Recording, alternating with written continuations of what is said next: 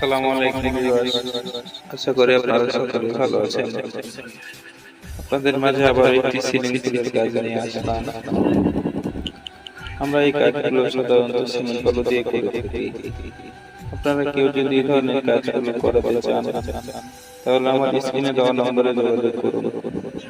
আমরা এই কাজগুলো সারা বাংলাদেশে গিয়ে করে থাকি।